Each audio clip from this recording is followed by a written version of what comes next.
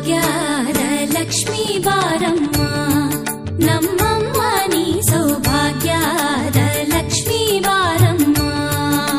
ವಿರಾಮದ ಬಳಿಕ ಮತ್ತೊಮ್ಮೆ ಬಾರಮ್ಮ ಮಹಾಲಕ್ಷ್ಮಿ ವಿಶೇಷ ಕಾರ್ಯಕ್ರಮಕ್ಕೆ ಸ್ವಾಗತ. ಅಷ್ಟಲಕ್ಷ್ಮಿಯರಲ್ಲಿ 3 ಲಕ್ಷ್ಮಿಯರ ಪೂಜೆ ಆಗಿದೆ. ಇನ್ನುಳಿದ ಲಕ್ಷ್ಮಿಯರ ಪೂಜೆಯನ್ನು ಈಗ ಮುಂದುವರಿಸೋಣ. ಈಗ ಜಯಲಕ್ಷ್ಮಿನ ಯಾವಾಗ ಪೂಜೆ ಮಾಡ್ಬೇಕು? ನಾವು ಓನ್ಲಿ ಜಯ ಬೇಕು ಅಂದಾಗ ಮಾತ್ರ ಮಾಡಬೇಕಾ ಅಥವಾ ಯಾವಾಗೆಲ್ಲ ಮಾಡ್ಬೋದು? ಮತ್ತೆ ಅದಕ್ಕೆ ವಾರ ಟೈಮು ಅನ್ನೋದೇನಾದರೂ ಇದೆಯಾ? ಪ್ರತಿಯೊಂದು ಕಾರ್ಯಕ್ಕೂ ಟೈಮ್ ಇದೆ, ಕಾಲ ಅಂತ ಹೇಳ್ತೇವೆ, ಮುಹೂರ್ತ ಕಾಲ, ಅದನ್ನು ಮಾಡಬೇಕು. ಹಾಗಾದರೆ ಆ ಕಾಲ ಅನ್ನೋದು ನಮ್ಮ ನಿಶ್ಚಯ ಇಲ್ಲ, ಭಗವಂತನ ನಿಶ್ಚಯ. ನಾವು ಮಾಡಬೇಕು ಅಂತ ಮನಸ್ಸು ಕೊಡುವವನು ಅವನೇ, ನಮ್ಮಿಂದ ಮಾಡಿಸ್ಕೊಳ್ಬವನು ಅವನೇ. ಆದ್ದರಿಂದ ಈ ಜಯಲಕ್ಷ್ಮಿ ಅನ್ನೋದು ಯಾರ್ಯಾರಿಗೆ ಜಯ ಬೇಕು, ಆಯಾ ಕ್ಷೇತ್ರದಲ್ಲಿ ಇವತ್ತು ವಿದ್ಯಾರ್ಥಿಗಳು ವಿದ್ಯೆ ಓದ್ತಾರೆ, ಆ ವಿದ್ಯೆಯಲ್ಲಿ ಅವರಿಗೆ ಉತ್ತಮವಾಗಿ ಯಶಸ್ವಿ ಆಗಬೇಕು ಅಂತ ಇರ್ತದೆ. ಆಗ ಜಯಲಕ್ಷ್ಮಿಯನ್ನು ಪೂಜೆ ಮಾಡಬೇಕು.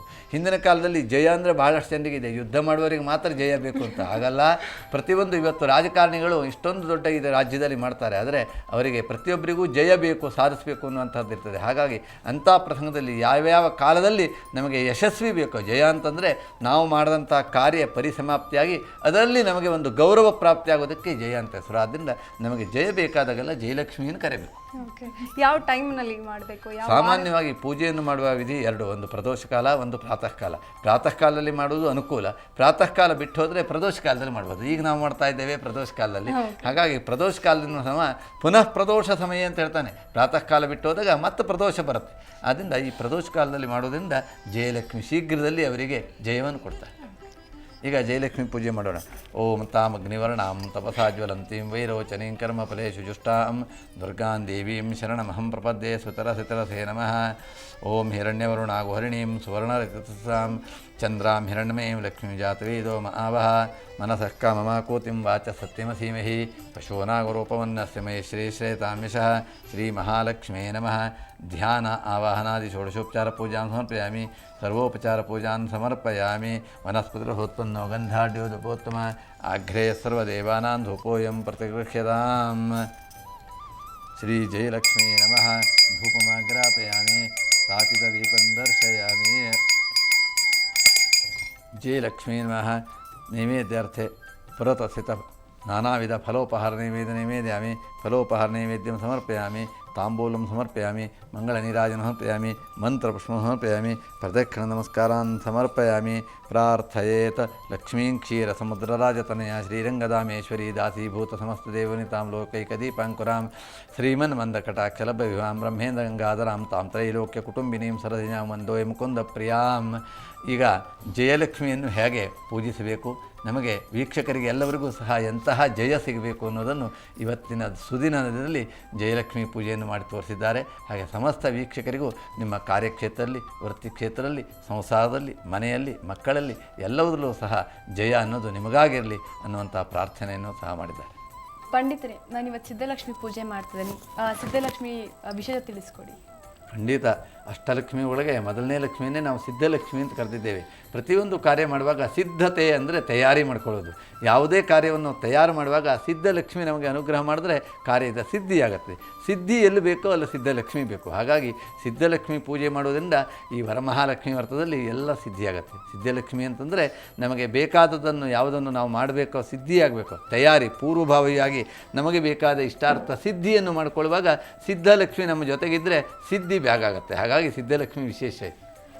ಇದು ಎಲ್ಲ ದೇವತೆಗಳನ್ನ ಶುಕ್ರವಾರ ಪೂಜೆ ಮಾಡಿದ್ರೆ ಒಳ್ಳೆಯದು ಅಂತ ಹೇಳ್ತಾರೆ. ಇದರ ಬಗ್ಗೆ ಏನು ಹೇಳ್ತೀರಾ? ಅಂದರೆ ಸಾಮಾನ್ಯವಾಗಿ ಸ್ತ್ರೀಯರಿಗೆ ಶುಕ್ರವಾರ ಶ್ರೇಷ್ಠ. ಶುಕ್ರವಾರ ಮಂಗಳವಾರ ಅಂತಂದರೆ ಮಂಗಳವಾರ ದೇವಿಯ ದಿವಸ, ಶುಕ್ರವಾರ ದಿವಸ ಸಾಮಾನ್ಯವಾಗಿ ಈ ಅಮ್ಮನವರನ್ನು, ಮಹಾಲಕ್ಷ್ಮಿಯನ್ನು, ಲಕ್ಷ್ಮಿಗೆ ಬಹಳ ಶುಕ್ರವಾರ ಶ್ರೇಷ್ಠ. ಯಾಕಂದರೆ ಶುಕ್ರ ಅಂದರೆ ಶುಕ್ರ ಸ್ತ್ರೀಕಾರಕ ಗ್ರಹ. ನವಗ್ರಹಗಳಲ್ಲಿ ಶುಕ್ರನಿಗೆ ಸ್ತ್ರೀಕಾರಕ. ಹೆಣ್ಣಿಗೆ ಬೇಕಾಗುವಂತಹದ್ದನ್ನು ಮತ್ತು ಹೆಣ್ಣಿನ ರೂಪವನ್ನು, ಹೆಣ್ಣಿನಲ್ಲಿ ಇರುವಂಥ ಗುಣವನ್ನು, ಹೆಣ್ಣಿಗೆ ಬೇಕಾಗುವಂತಹ ಸಕಲ ಇಷ್ಟಾರ್ಥವನ್ನು ಕೊಡುವ ಶುಕ್ರ. ಯಾವ ಗ್ರಹ ಜಾತಕದಲ್ಲಿ ಶುಕ್ರ ಉಚ್ಚನಾಗಿರ್ತಾನೋ ಆ ಹೆಣ್ಣಿಗೆ ಎಲ್ಲವೂ ಉಚ್ಚವಾಗಿರುತ್ತೆ. ಸಿದ್ಧಲಕ್ಷ್ಮಿ ಪೂಜೆ ಮಾಡದಿದ್ದರೂ ಸಿದ್ಧಿಯಾಗೇ ಇರುತ್ತೆ. ಹಾಗಾಗಿ ಆ ಶುಕ್ರನ ದಿನವಾದ ಶುಕ್ರವಾರ ವಿಶೇಷ ದಿನ. ಈಗ ನಾವು ಶುಭ ದಿನ, ಇವತ್ತಿನ ದಿವಸ ವರಮಹಾಲಕ್ಷ್ಮಿಯ ಶುಕ್ರವಾರ. ಹಾಗಾಗಿ ಸಿದ್ಧಿಲಕ್ಷ್ಮಿಯನ್ನು ಸಿದ್ಧವಾಗುವುದಕ್ಕಾಗಿ ನಮ್ಮ ಕಾರ್ಯಸಿದ್ಧಿಗಾಗಿ ಪೂಜೆ ಮಾಡೋಣ. ಮಹಾಲಕ್ಷ್ಮೀ ಚ ವಿದ್ಮಹೇ ವಿಷ್ಣು ಪತ್ನಿ ಚ ಧೀಮಹಿ ತನ್ನೋ ಲಕ್ಷ್ಮೀ ಪ್ರಚೋದಯಾತ್. ಶ್ರೀವರ್ಚಸ್ವಮಾಯುಷ್ಯಮಾರೋಗ್ಯಮಾವಿದಾಚ್ಛೋಭಮಾನಂ ಮಹೀಯತೆ. ಧನಂ ಧಾನ್ಯಂ ಪಶು ಬಹುಪುತ್ರಲಾಭಂ ಶತಸಂವತ್ಸರಂ ದೀರ್ಘಮಾಯು. ಶ್ರೀ ಸಿದ್ಧಲಕ್ಷ್ಮೀ ನಮಃ. ಧ್ಯಾನಾವನಾದಿ ಷೋಡಶೋಪಚಾರ ಪೂಜಾಂ ಸಮರ್ಪಯಾಮಿ. ಸರ್ವೋಪಚಾರ ಪೂಜಾಂ ಸಮರ್ಪಯಾಮಿ. ವನಸ್ಪತಿರಹುತ್ಪನ್ನೋ ಗಂಧಾಢ್ಯೋದುಪೋತ್ತಮ. ಅಗ್ರೆ ಸರ್ವದೇವಾನಾಂ ಧೂಪೋಯಂ ಪ್ರತಿಷ್ಠಿತಾಂ ಧೂಪಮಾಗ್ರಾಪಯಾಮಿ. ಸ್ಥಾಪಿತದೀಪಂ ದರ್ಶಯಾಮಿ. ಶ್ರೀ ಸಿದ್ಧಲಕ್ಷ್ಮೀ ನಮಃ. ನೈವೇದ್ಯಾರ್ಥೆ ಪುರತಸ್ಥಿತ ಫಲೋಪಹಾರ ನೈವೇದ್ಯಾಮಿ. ಫಲೋಪಹಾರ ನೈವೇದ್ಯಂ ಸಮರ್ಪಯಾಮಿ. ತಾಂಬೂಲ ಸಮರ್ಪಯಾಮಿ. ಮಂಗಳನೀರಾಜನ ಸಮರ್ಪಯಾಮಿ. ಪ್ರಾರ್ಥಯೇತ್ ಸಿದ್ಧಲಕ್ಷ್ಮೀ ಮೋಕ್ಷಲಕ್ಷ್ಮೀ ಜಯಲಕ್ಷ್ಮೀ ಸರಸ್ವತಿ ಶ್ರೀಲಕ್ಷ್ಮೀ ವರಲಕ್ಷ್ಮೀಶ್ಚ ಪ್ರಸನ್ನ ವರದಾಸ್ತು ಮೇ. ವೀಕ್ಷಕರಿಗೆ ಇವತ್ತಿನ ದಿವಸ ರೂಪಿಕಾ ಅವರು ಈ ಸಿದ್ಧಲಕ್ಷ್ಮಿಯನ್ನು ಪೂಜೆ ಮಾಡಿ ವರಲಕ್ಷ್ಮಿಯ ಸಿದ್ಧತೆಯನ್ನು ಮಾಡಿಕೊಡಿ ಮುಂಜಾಗ್ರತೆ ಆಗಿ ಅಂಥೇಳಿ ನಿಮಗೆ ತೋರಿಸುವುದರ ಮೂಲಕವಾಗಿ ಸಮಸ್ತ ವೀಕ್ಷಕರು ತಮ್ಮ ಜೀವನದಲ್ಲಿ ಸಿದ್ಧಿ ಎನ್ನುವುದು ಸಿದ್ಧ ಆಗಬೇಕಿದ್ದರೆ ಮೊದಲಿಗೆ ಸಿದ್ಧಲಕ್ಷ್ಮಿಯನ್ನು ಪೂಜೆ ಮಾಡಿಕೊಂಡು ಆನಂತರ ಧನಲಕ್ಷ್ಮಿ ಧಾನ್ಯಲಕ್ಷ್ಮಿ ಬೇಕಾದ ಎಲ್ಲ ಇಷ್ಟಾಲಕ್ಷ್ಮಿಯನ್ನು ಪೂಜೆ ಮಾಡಿದರೆ ನಿಮ್ಮ ಇಷ್ಟಾರ್ಥ ಸಿದ್ಧಿಯಾಗುತ್ತದೆ ಅನ್ನೋದು ಈ ಮೂಲಕವಾಗಿ ಪೂಜೆ ಮಾಡಿ ತೋರಿಸ್ಕೊಡ್ತಾ ಇದ್ದಾರೆ. ಪ್ರತಿಯೊಬ್ಬ ಮನುಷ್ಯನಿಗೂ ವಿಜಯ ಅಂತಕ್ಕಂಥದ್ದು ತೀರಾ ಅಪೇಕ್ಷೆ ಪಡುವಂತಹ ಒಂದು ವಿಷಯ ಆಗಿದೆ. ಹಾಗಾಗಿ ನಾನು ಈ ದಿನ ವಿಜಯಲಕ್ಷ್ಮಿಯನ್ನು ಆಹ್ವಾನ ಮಾಡಿದ್ದೇನೆ ಹಾಗೂ ಪೂಜೆಯನ್ನು ಮಾಡ್ತಿದ್ದೇನೆ. ಹಾಗಾಗಿ ವಿಜಯಲಕ್ಷ್ಮಿಯನ್ನು ಯಾವ ಯಾವ ದಿವಸ ಅಥವಾ ಯಾವ್ಯಾವ ಕಾಲಗಳಲ್ಲಿ ನಾವು ಪೂಜೆ ಮಾಡಬೇಕು ಅಂತ ಸ್ವಲ್ಪ ಒಳ್ಳೆಯ ಪ್ರಶ್ನೆ ವೀಕ್ಷಕರಿಗಾಗಿ. ಅದರಿಂದ ಜೀವನದಲ್ಲಿ ಜಯ ಮತ್ತು ವಿಜಯ, ಎಲ್ಲಿ ಜಯ ಇದೆಯೋ ಅಲ್ಲಿ ವಿಜಯ ಇದೆ. ಜಯ ಅಂದರೆ ಸಾಧಿಸೋದಕ್ಕಾಗಿ ಮಾಡುವ ಪ್ರಯತ್ನವನ್ನು ಜಯ ಅಂತ ಕರೆದಿದ್ದಾರೆ. ವಿಜಯ ಅಂದರೆ ಕಾರ್ಯವ ಸಿದ್ಧಿ ಆದಮೇಲೆ ಸಾಧಿಸಿದ ನಂತರ ವಿಜಯ ಅಂತ ಹೇಳ್ತಾರೆ. ಇನ್ನೊಂದು ವಿಶೇಷ ಅಂದರೆ ಬರೀ ನಾಯಕ ಅಂತ ಕರೆಯಬಹುದಿತ್ತು, ಆದರೆ ನಾವು ವಿನಾಯಕ ಅಂತ ಕರಿತೇವೆ ಗಣಪತಿಗೆ. ಹಾಗೆ ಬರೀ ಜಯ ಅಂತಿದ್ರೆ ಸಾಕಿತ್ತು, ಜಯದಲ್ಲಿ ಜಯ ವಿಜಯ ಎಲ್ಲ ಇತ್ತು. ಆದರೆ ವಿ ಪದ ಸೇರಿಸಿದ್ರೆ ಅಲ್ಲಿ ವಿ ಅಂದರೆ ಪಕ್ಷಿ ಅಂತ, ವಿಹೀನಾಂ ನಾಯಕ ಅಂತ ಹೇಳಿದ್ದೇವೆ. ಹಾಗಾಗಿ ಪಕ್ಷಿಗಳಿಗೂ ಒಡೆಯ ಅಂತ. ಹಾಗೆ ಇಲ್ಲಿ ವಿಜಯ ಅಂದರೆ ಮನುಷ್ಯರಿಗೆ ಮಾತ್ರ ಅಂತಲ್ಲ, ಸಕಲ ಕಾರ್ಯಗಳಿಗೂ ಸಕಲ ಪ್ರಾಣಿಗಳಿಗೂ ಜಯವನ್ನು ವಿಜಯವನ್ನು ಕೊಡುವಂಥದ್ದು. ಈ ಜಯ ಅಂತಂದರೆ ಇದು ಕೇವಲ ಮನುಷ್ಯ ಮಾತ್ರಕ್ಕೆ ಸಂಬಂಧವಂತಹದ್ದು. ಈ ವಿಜಯ ಅನ್ನುವಂಥದ್ದು ಸಕಲ ಪ್ರಾಣಿಗಳಿಗೂ ಸಂಬಂಧವಂತಹದ್ದು. ಆದ್ದರಿಂದ ವಿಜಯಲಕ್ಷ್ಮಿ ನೀವು ಪೂಜೆ ಮಾಡೋದ್ರಿಂದ ಕೇವಲ ಮನುಷ್ಯ ವರ್ಗಕ್ಕೆ ಮಾತ್ರ ಅಲ್ಲ, ಪಶುವರ್ಗ ಪ್ರಾಣಿ ವರ್ಗ ಎಲ್ಲ ಜೀವಿಗಳಿಗೂ ಸಹ ವಿಜಯ ಅಪೇಕ್ಷೆ ಇರುತ್ತೆ. ಅದರಿಂದ ವಿಜಯಲಕ್ಷ್ಮಿ ಅನುಗ್ರಹ ಆಗುತ್ತೆ. ಯಾವ ಯಾವ ಕಾಲಗಳಲ್ಲಿ ಅಂದರೆ ಪ್ರಾತಃ ಕಾಲ ಶ್ರೇಷ್ಠವ ಇಲ್ಲ ಸಂಧ್ಯಾಕಾಲ, ಯಾವ ಗುಳಿಗ ಕಾಲ, ಆ ಥರ ಯಾವ ಕಾಲಗಳಲ್ಲಿ ಇದನ್ನು ಮಾಡ್ಬೋದು? ಈ ಪೂಜೆಯನ್ನು ಮಾಡೋದಕ್ಕೆ ಯಾವಾಗಲೂ ಎರಡೇ ಕಾಲ, ಒಂದು ಪ್ರಾತಃ ಕಾಲ ಒಂದು ಪ್ರದೋಷ ಕಾಲ. ಹಾಗಾಗಿ ಪ್ರ ಅನ್ನೋದು ಬೇಕೇ ಬೇಕಾಗುತ್ತೆ. ಪ್ರಾತಃ ಕಾಲ ಅಥವಾ ಪ್ರದೋಷ ಕಾಲ. ಕಾಲಕ್ಕೆ ಪ್ರವನ್ನು ಸೇರಿಸ್ಬಿಟ್ರೆ ಉಪಸರ್ಗ, ಸೇರಿಬಿಟ್ರೆ ಅದು ಯಾವಾಗ ಬೇಕಾದ್ರೂ ಪರಿವರ್ತನೆ ಆಗುತ್ತೆ. ಹಾಗಾಗಿ ಪೂಜೆ ಅನ್ನೋದು ಒಂದನೇದಾಗಿ ಪ್ರಾತಃ ಕಾಲದಲ್ಲಿ ಮಾಡಬೇಕು, ಭಕ್ತಿ ಶ್ರದ್ಧೆಯಿಂದ ಮಾಡಬೇಕು. ಎರಡನೇದಾಗಿ ಈ ವಿಜಯಲಕ್ಷ್ಮಿಯನ್ನು ನಾವು ಯಾವುದಾದ್ರು ಒಂದು ಕೆಲಸ, ಇವತ್ತು ಮದುವೆಗಾಗಿ ಒಂದು ಮಂಗಲ ಕಾರ್ಯಕ್ಕೆ ಹೋಗ್ತೇವೆ, ಅದರಲ್ಲಿ ವಿಜಯವಾಗಬೇಕು, ಆಗ ಮಾಡಬೇಕು. ಯಾವುದಾದ್ರು ಹೊಸದಾದ ಉದ್ಯಮೆಯನ್ನು ಆರಂಭ ಮಾಡ್ತೇವೆ, ಫ್ಯಾಕ್ಟ್ರಿಗಳನ್ನು ಆರಂಭ ಮಾಡ್ತೇವೆ, ಅಲ್ಲಿ ವಿಜಯಲಕ್ಷ್ಮಿಯನ್ನು ಆಡಬೇಕು. ಹಾಗೆ ಜಯಲಕ್ಷ್ಮಿಯನ್ನು ಯುದ್ಧಕ್ಕೆ ಹೋಗೋದಾದ್ರೆ ಮಾಡಬೇಕು, ಅದೇ ವಿಜಯಲಕ್ಷ್ಮಿಯನ್ನು ಯುದ್ಧಕ್ಕೆ ಹೋದ್ರೆ ಮಾಡೋದು ಬೇಡ. ಆದ್ದರಿಂದ ಜಯಲಕ್ಷ್ಮಿಯನ್ನು ಯುದ್ಧಕ್ಕೆ ಹೋಗಿ ಗೆದ್ದು ಬಂದ ನಂತರ ವಿಜಯಿಯಾಗಿದ್ದೇವೆ ಅಂಥೇಳಿ ವಿಜಯಲಕ್ಷ್ಮಿ ಪೂಜೆ ಮಾಡಬೇಕು. ಹಾಗಾಗಿ ಈ ವಿಜಯಲಕ್ಷ್ಮಿಯನ್ನು ಯಾವಾಗ ಬೇಕಾದರೂ ಮಾಡ್ಬೋದು. ನಮ್ಮ ಅಭೀಷ್ಟ ಸಿದ್ಧಿಗಾಗಿ ಅದಕ್ಕೆ ವಾರ ಕಾಲ ಮಿತಿ ತಾರಾನುಕೂಲ ರಾಹುಕಾಲ ಇಂಥದ್ದೇನಿಲ್ಲ. ದೇವತಾ ಪೂಜೆಗೆ ಯಾವಾಗಲೂ ರಾಹುಕಾಲ ಇಲ್ಲ, 24 ತಾಸು ಮಾಡ್ಬೋದು. ಯಾವ ಕಾಲದಲ್ಲಿ ಮಾಡಿದ್ರೂ ಸಹ ಅದಕ್ಕೆ ರಾಹುಕಾಲ ದೋಷ ಇಲ್ಲ. ರಾಹುಕಾಲ ಅನ್ನೋದು ನಮಗೆ, ರಾಹು ಅನ್ನುವನಿಗೆ ಕಾಲವೇ ಇಲ್ಲ. ರಾಹು ಅಂದರೆ ಬರೀ ರುಂಡ, ಕಾಲಿಲ್ಲದಂಥದ್ದು. ಹಾಗಾಗಿ ಆ ರಾಹುಕಾಲ ಅನ್ನೋದನ್ನು ಇವತ್ತು ಕಾಲ್ಪನಿಕವಾಗಿ ಪ್ರತಿಯೊಂದು ಕಾಲಕ್ಕೂ ದೋಷ ಅಂತ ಬಹಳಷ್ಟು ಜನ ಹೇಳ್ತಾರೆ. ಈ ಮೂಲಕವಾಗಿ ನಾವು ವೀಕ್ಷಕರಿಗೆ ತಿಳಿಸೋಣ, ರಾಹುಕಾಲ ದೋಷ ಯಾವ ದೇವ ಪೂಜೆಗೂ ಇಲ್ಲ. ಆದ್ದರಿಂದ ಈಗಾಗಲೇ ನೀವು ಆ ಒಂದು ವಿಜಯಲಕ್ಷ್ಮಿಯನ್ನು ಪೂಜೆ ಮಾಡಿ ಸಮಸ್ತ ವೀಕ್ಷಕರಿಗೂ ವಿಜಯವನ್ನು ಹಾರೈಸ್ತಾ ಇದ್ದೀರಿ. ನಾವೀಗ ವಿಜಯಲಕ್ಷ್ಮಿ ಪೂಜೆ ಮಾಡೋಣ. ಈಗ ಓಂ ದೇವೀಂ ವಾಚಮಜನಯಂತ ದೇವಾಃ ತಾಂ ವಿಶ್ವರೂಪಾಃ ಪಶವೋ ವದಂತಿ ಸಾನೋ ಮಂದ್ರೇಶಮೂರ್ಜಂದುಹಾನ ಧೇನುರ್ವಾಗಸ್ಮಾನುಪಸುಷ್ಟುತೈತು ಮಹಾಲಕ್ಷ್ಮೀ ಚ ವಿದ್ಮಹೇ ವಿಷ್ಣುಪತ್ನಿ ಚ ಧೀಮಹಿ ತನ್ನೋ ಲಕ್ಷ್ಮೀ ಪ್ರಚೋದಯಾತ್. ಯಾಸಾ ಪದ್ಮಾಸನಸ್ಥಾ ವಿಪುಲಕಟಿತಟಿ ಪದ್ಮಪತ್ರಾಯತಾಕ್ಷಿ ಗಂಭೀರ ವರ್ತನಾಭಿಸ್ತನಭರ ನಮಿತಾ ಶುಭ್ರವಸ್ತ್ರೋತನೀಯ ಲಕ್ಷ್ಮೀ ದಿವ್ಯರ್ಗಜೇಂದ್ರೈರ್ಮಣಿಗಣಖಚಿತಾ ಸ್ನಾಪಿತಾ ಹೇಮ ಕುಂಭೈ ನಿತ್ಯಂ ಸಾ ಪದ್ಮಾಸ್ತಾ ಮಮ ವಸತು ಗೃಹೇ ಸರ್ವಮಾಂಗಲ್ಯಯುಕ್ತ ಶ್ರೀ ವಿಜಯಲಕ್ಷ್ಮೀ ನಮಃ. ಧ್ಯಾನಂ ಸಮರ್ಪಯಾಮಿ, ಆವಾಹನಂ ಸಮರ್ಪಯಾಮಿ, ಪಾದ್ಯಂ ಸಮರ್ಪಯಾಮಿ, ಅರ್ಘ್ಯಂ ಸಮರ್ಪಯಾಮಿ, ಆಚಮನಾದಿ ಸಮಸ್ತ ಷೋಡಶೋಪಚಾರ ಪೂಜಾನ್ ಸಮರ್ಪಯಾಮಿ. ವನಸ್ಪತಿ ಹೋತ್ಪನ್ನೋ ಗಂಧಾಢ್ಯೋ ಉಪೋತ್ತಮ ಅಗ್ರೆ ಸರ್ವದೇವಾನಾಂ ಧೂಪೋಯಂ ಪ್ರತ್ಯಕ್ಷತಾಂ ಶ್ರೀ ವಿಜಯಲಕ್ಷ್ಮೀ ನಮಃ. ಧೂಪಮಾಗ್ರಾಪಯಾಮಿ, ಸ್ಥಾಪಿತ ದೀಪಂ ದರ್ಶಯಾಮಿ. ವಿಜಯಲಕ್ಷ್ಮೀ ನಮಃ. ನೈವೇದ್ಯಾರ್ಥೆ ಪುರತಸ್ಥಿತ ಫಲೋಪಹಾರ ನೈವೇದ್ಯಯಾಮಿ. ಪ್ರಾಣಾಪಾನವ್ಯಾನೋದಾನ ಸಮಾನಃ. ಫಲೋಪಹಾರ ನೈವೇದ್ಯಂ ಸಮರ್ಪಯಾಮಿ. ಶ್ರೀ ವಿಜಯಲಕ್ಷ್ಮೀ ನಮಃ.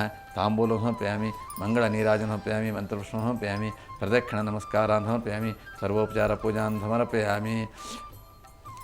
ಮನಸಃ ಕಾಮಮಾಕೂತಿಂ ವಾಚ ಸತ್ಯಮಸೀಮಹಿ ಪಶೂನಾಗರೂಪಮನ್ಯಸ್ಯಾಮೈ ಶ್ರೇಷಯತಾಂ ಯಶಃ.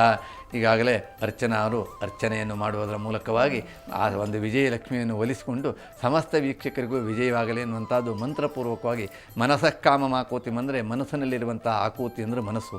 ಆದ್ದರಿಂದ ಪ್ರತಿಯೊಬ್ಬರ ಮನಸ್ಸಿನಲ್ಲೂ ಒಬ್ಬೊಬ್ಬರ ಮನಸ್ಸಿನಲ್ಲಿ ಒಂದೊಂದು ವಿವಿಧ ರೀತಿಯಾದಂಥ ಬೇಡಿಕೆಗಳಿರ್ತದೆ. ಹಾಗಾಗಿ ಈ ಮಂತ್ರದ ಮೂಲಕವಾಗಿ ಅವರ ಮನಸ್ಸಿನಲ್ಲಿ ಏನೇನು ವಿಚಾರಗಳು, ಏನೇನು ವಿಷಯಗಳು, ಏನೇನು ಅವರ ಬಗ್ಗೆ ಅವರಿಗೆ ಬೇಕಾಗುವಂತಹ ವಿದ್ಯಾ ಬುದ್ಧಿಗಳಿದೆಯೋ ಅವೆಲ್ಲ ಎಲ್ಲ ಕ್ಷೇತ್ರದಲ್ಲೂ ವಿಜಯವಾಗಲಿ ಅಂತ ವೀಕ್ಷಕರಿಗೆ ಅವರು ಹರಿಸ್ತಾ ಇದ್ದಾರೆ.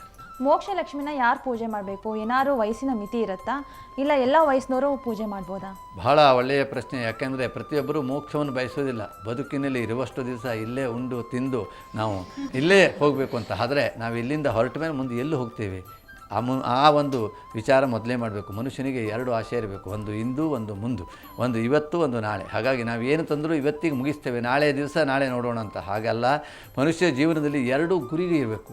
ಎರಡು ಗುರಿ ಅವರು ಗುರುಗಳಂತೆ ಪ್ರಶ್ನೆ ಮಾಡಿ ಕೇಳಿದ್ದಾರೆ. ಹಾಗಾಗಿ ಗುರಿ ಇದ್ದರೆ ಗುರು ಇದ್ದರೆ ಗುರಿ, ಹಾಗಾಗಿ ಗುರು ಜೊತೆಗಿದ್ದರೆ ಗುರಿ ಸಾಧಿಸಲಿಕ್ಕಾಗ್ತದೆ. ಹಾಗಾದರೆ ಅದು ಯಾವ ಗುರು ಕೇಳಿದ್ರೆ ಒಳ್ಳೆಯ ಮೋಕ್ಷ ಸಾಧನೆ ಮಾಡುವಂತಹ ವಿಚಾರವನ್ನು ತಿಳಿಸುವ ಗುರು. ಹಾಗಾಗಿ ಇವತ್ತು ವೀಕ್ಷಕರಿಗಾಗಿ ಮೋಕ್ಷ ಸಾಧನೆಗೆ ಬೇಕಾಗುವಂಥ ಮೋಕ್ಷ ಲಕ್ಷ್ಮಿ ಪೂಜೆಯನ್ನು ಈಗಾಗಲೇ ತಿಳಿಸ್ತಾ ಇದ್ದಾರೆ. ಮೋಕ್ಷ ಲಕ್ಷ್ಮಿ ಅಂತಂದರೆ ಈ ದೇಹವನ್ನು ಬಿಟ್ಟು ಪುನರ್ಜನ್ಮ ಬೇಡ ಅನ್ನುವಂಥ ಮನುಷ್ಯನಿಗೆ ಮೋಕ್ಷ, ಮತ್ತೆ ಹುಟ್ಟಬೇಕು ಅನ್ನುವಂಥ ಆಶೆ ಆಕಾಂಕ್ಷೆ ಇದ್ದವರಿಗೆ ಪುನರ್ಜನ್ಮವನ್ನು ಪಡೆಯಬೇಕು. ಆದರೆ ಮನುಷ್ಯ ಈ ಜನ್ಮವನ್ನು ಬಿಟ್ಟ ಮೇಲೆ ಮತ್ತೆ ಪುನರ್ಜನ್ಮಕ್ಕೆ ಬರ್ತಾನೋ, ಹೇಗೆ ಬರ್ತಾನೆ, ಎಲ್ಲಿ ಬರ್ತಾನೆ, ಎಲ್ಲ ವಿಚಾರಗಳು ದೊಡ್ಡದು. ಆದ್ದರಿಂದ ನಾವು ಬಯಸಬೇಕಾದ್ದು ಈ ಜನ್ಮದಲ್ಲಿ ಸುಖವಾದಂಥ ಬೇಕಾದಂಥ ಭಕ್ಷ್ಯ ಭೋಜ್ಯಗಳನ್ನು ತಿಂದು ಎಲ್ಲ ರೀತಿಯಾದ ಬಟ್ಟೆಗಳನ್ನು ತೊಟ್ಟು ವಿವಿಧ ರೀತಿಯಾದ ಆಭರಣ ಅಲಂಕಾರವನ್ನು ಮಾಡಿಕೊಂಡು ಸುಖ ಸಂತೋಷವನ್ನು ಅನುಭವಿಸಿದ ನಂತರ ಕೊನೆಗೆ ನಾವು ಏನು ಬಯಸಬೇಕು ಅಂದರೆ ಮುಂದಿನ ಜನ್ಮ ಬೇಡ, ಮುಂದೆ ಈ ದೇಹವನ್ನು ಬಿಟ್ಟ ನಂತರ ಭಗವಂತನ ಸಾಯುಜ್ಯವನ್ನು ಹೊಂದುವುದಕ್ಕೆ ಮೋಕ್ಷ ಅಂತ ಹೇಳ್ತೇವೆ. ಆದ್ದರಿಂದ ಇವತ್ತು ನಾವು ವೀಕ್ಷಕರಿಗಾಗಿ ಮೋಕ್ಷಲಕ್ಷ್ಮಿಯ ವಿಷಯವನ್ನು ತಿಳಿಸುವುದರ ಮೂಲಕವಾಗಿ ಮೋಕ್ಷಲಕ್ಷ್ಮಿಯ ಪೂಜೆಯನ್ನು ನಡೆಸಿಕೊಡ್ತಾ ಇದ್ದಾರೆ.